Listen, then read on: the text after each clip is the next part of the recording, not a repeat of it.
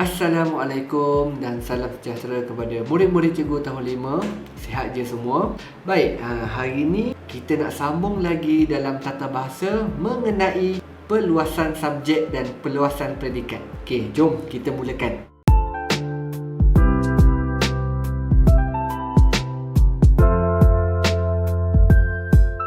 Untuk PDPR hari ini, buka buku teks pada muka surat 126. Okey, dah buka semua buku teks awak pada muka surat 126 yang bertajuk kuasa magnet. Melekat. Melekat apa? Melekat kuasa magnet. Dia ada bagi satu pernyataan mengenai Puan Faizah dan Farisha. Dia tengah cari apa? Dia tengah cari sebatang jarum yang tercicir atas permaidani. Cerita dia nak cari jarum yang jatuh. Macam mana nak cari jarum dalam permaidani? Bukan senang nak cari. Dia guna kuasa magnet. Tetapi pada hari ini kita bukan nak tolong cari jarum yang tercicir tu. Kita nak bina ayat majmuk menggunakan kata hubung dalam perluasan subjek ataupun perluasan predikat. Okey, jom kita tengok buku teks kita pada muka surat 126 ni. Pernyataan yang pertama ataupun ayat yang pertama dia dah lengkapkan. Kita boleh tengok contohnya, Puan Faizah mencari sebatang jarum yang tercicir di atas permaidani. Farisha mencari sebatang jarum yang tercicir di atas permaidani.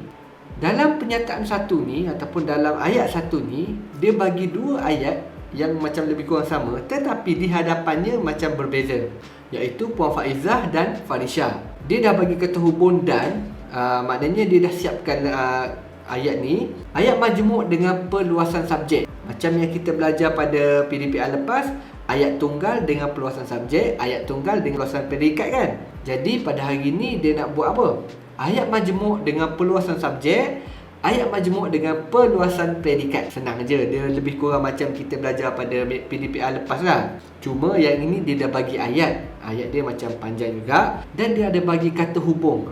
Kata hubung tu kita nak menghubungkan ayat pertama dengan ayat kedua.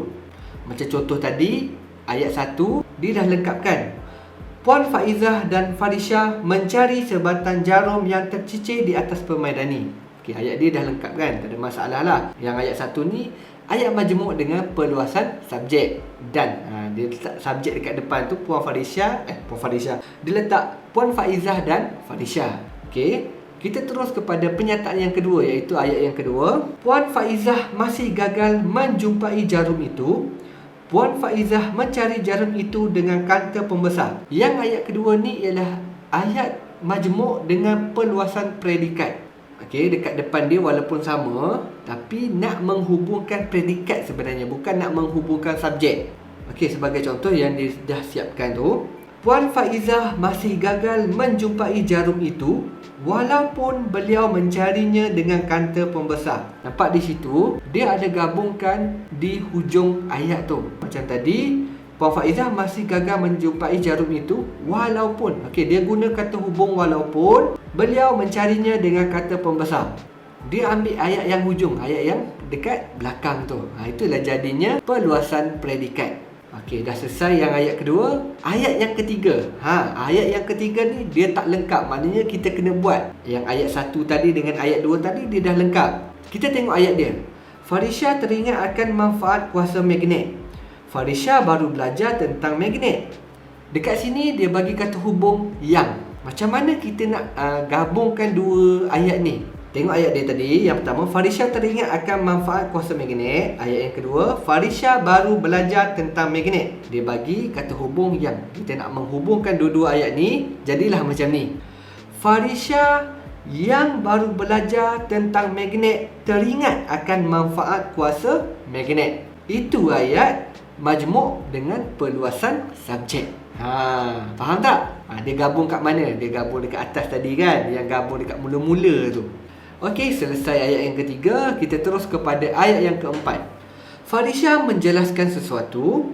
Jarum itu boleh dijumpai dengan menggunakan magnet yang dilekatkan pada kereta kawalan jauh menggunakan kata hubung bahawa.